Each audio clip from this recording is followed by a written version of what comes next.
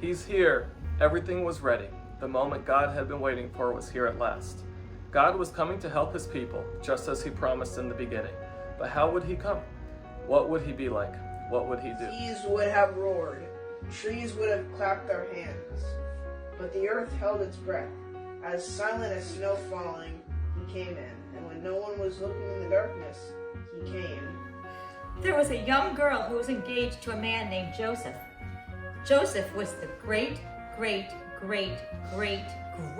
grandson of King David.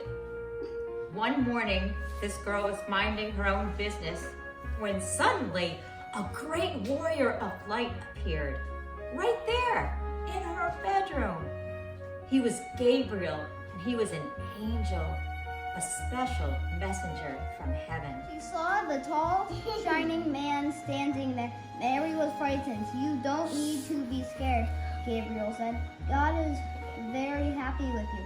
Mary looked around to see if perhaps he was talking to someone else. "Mary," Gabriel said, and he laughed with such gladness that Mary's eyes filled with sudden tears. "Mary, you're going to have a baby, a little boy. You will call him Jesus. He is God's own son. He's the rescuer." The God who flung planets into space and kept them whirling around and around. The God who made the universe with just a word. The one who could do anything at all was making himself small and coming down as a baby. Wait, God was sending a baby to rescue the world? But it's too wonderful, Mary said and felt her heart beating hard. How can it be true? Is anything too wonderful for God? Gabriel asked. Mary trusted God more than what her eyes could see, and she believed, "I am God's servant." She said, "Whatever God says, I will do." Sure enough, it was just as the angel said. 9 months later, Mary was almost ready to have her baby. Mary and Joseph had to take a trip to Bethlehem, the town King David was from. But when they reached the little town, they found every room was full. Every bed was taken. "Go away," the innkeepers told them. "There isn't any place for you." Where would they say? Soon Mary's baby would come.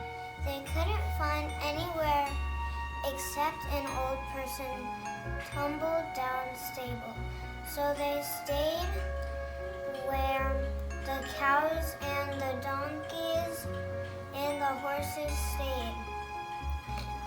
In the stable amongst the children and the monkeys and the cows. In the quiet of the night, God gave the world his wonderful gift. The baby that would change the world was born, his baby son. Mary and Joseph wrapped him up to keep him warm. They made a soft bed of straw and used the animal's feeding trough as a cradle. And they gazed in wonder at God's great gift, wrapped in swaddling clothes and lying in a manger. Mary and Joseph named him Jesus, Emmanuel, which means God has come to live with us, because of course he had. The light of the whole world. That same night, in amongst the other stars, suddenly a bright new star appeared. Of all the stars in the dark vaulted heavens, this one shone clearer. It blazed in the night and made the other stars look pale beside it. God put it there when his baby son was born, to be like a spotlight shining on him, lighting up the darkness, showing people the way to him. You see, God was like a new daddy. He couldn't keep the good news to himself. He'd been waiting all these long years for this moment, and now he wanted to tell everyone. So he pulled out all the stops. He sent an angel to tell Mary the good news. He'd put a special star in the sky to show where his boy was. And now he was going to send a big chore of angels to sing his happy song to the world. "He's here, he's come. Go and see him, my little boy." Now, where would you send a splendid choir? To a big concert hall maybe, or a palace perhaps? God sent his to a little hillside outside a little town in the middle of the night. He sent all of those angels to sing for a raggedy old bunch of shepherds washing their sheep outside Bethlehem. In those days, remember people used to laugh at shepherds and say they were smelly and call them other rude names, which I can't possibly mention here. You see, people, those shepherds were nobodies, just gruffy old riffraff, but good God must have through, though shepherds were very important and needed because they're the ones he chose to tell the good news to first. The night some shepherds were out in the open fields, warming themselves by a campfire, when suddenly a sheep darted. They were frightened by something. The olive trees rustled. What was that? A wing beat? They turned around. Standing in front of them was a huge warrior of light blazing in the darkness. "Don't be afraid of me," the bright, shining man said. "I haven't come to hurt you. I've come to bring you happy news for everyone everywhere. Today in David's town, in Bethlehem, God's son has been born. You can go see him. He's sleeping in a manger." Behind the angel, they saw a strange glowing cloud, except it wasn't a cloud. It was angels, troops and troops of angels armed with light, and they were singing a beautiful song. "Glory to God be the fame and honor and all our hoorays." Then as quickly as they appeared, the angels left. The shepherds tamped out the fire, left their sheep, raced down the grassy hill through the gates of Bethlehem, down the narrow cobble streets, through a courtyard, down some steep steps. Past an inn, round a corner, through a hedge, until at last they reached a tumble-down stable. They caught their breath, then quietly they tiptoed inside.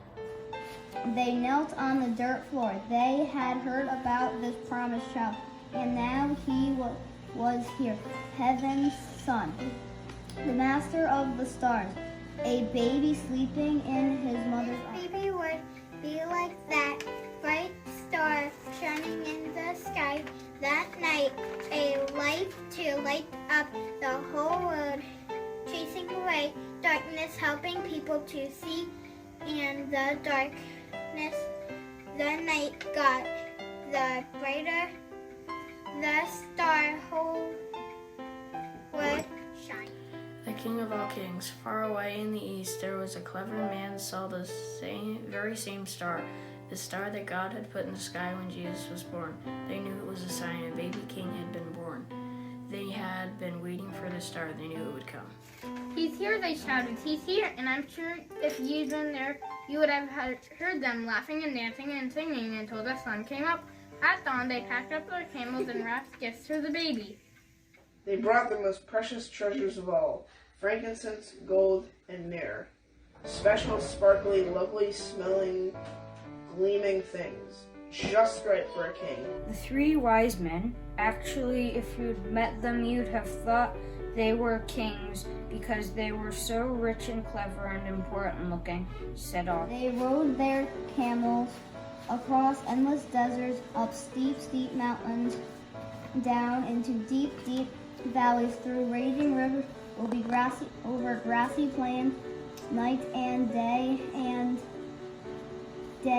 night, for hours that turned into days, that turned into weeks, that turned into months and months, until at last they reached Jerusalem.